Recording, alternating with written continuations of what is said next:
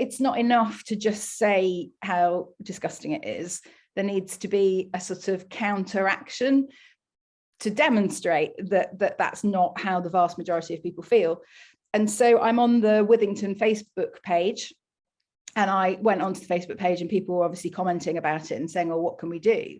So that put it in my mind as well, right? We really do need to do something. And I work from home, and I had some coloured paper and a laminator and stuff. And I just thought, well, if they've put nasty things on the mural, I could put nice stuff on the mural instead, and that will hopefully sort of counteract it. And so I just grabbed a pen and some paper, and I cut out hearts. And then I thought, well, I'll write on words that for me demonstrate what Marcus Rashford in particular means to us in this area, because he's local and because of all the work that he's done, charitable work, all the stuff that he'd done in lockdown for feeding sort of children throughout the school holidays. And that was the reason for the mural. The mural wasn't there to celebrate him as a football player. It was there to celebrate him as a sort of community champion and somebody who uses his fame or his, notoriety in a really good way. So yeah, I just cut out some hearts and got some blue tack, and Ed, who is the guy who runs Withington Walls, which is a charity that was set up to try and just make Withington look a bit nicer. So they've raised loads of money to have these murals done, obviously the Rashford one being one of them. He'd covered the mural with plastic bags. And I thought, oh, well, I'll go and stick these hearts on there. So I literally, like I say, it's 5 minutes away. So I just went down with my laminated hearts and my blue tack and stuck them on, and then put a message on the Facebook group saying, oh, look, I've just stuck these up. They stick really easily. It would be really lovely if there was some more that could be added to it. Because I probably did about, 10 or a dozen different hearts. And then, yeah, an hour later, 2 hours later, it went a bit crazy. I heard you've been asked to go on a Channel 4 documentary. What's that about? Can you go into more detail to what this will be? What they want to do is this summer coming up, it will be the World Cup game where England have to play it behind closed doors as the penalty for what happened at Wembley in the final. The fact that people got in without tickets, and and it was sort of quite dangerous and there were problems. So that's going to be the first game that has like the sanctions imposed from what happened, but also it's the anniversary of that final.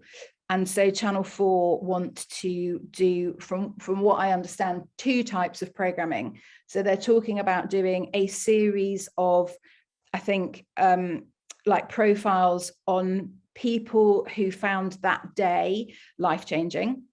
And then they also want to do a sort of 24 hours of what it was like, let's say from lunchtime on the day of the final, when everyone was, upbeat and optimistic. And we have to put all of this in the context of COVID as well, and lockdown, and how that match was just such a boost for the country and something to all get behind.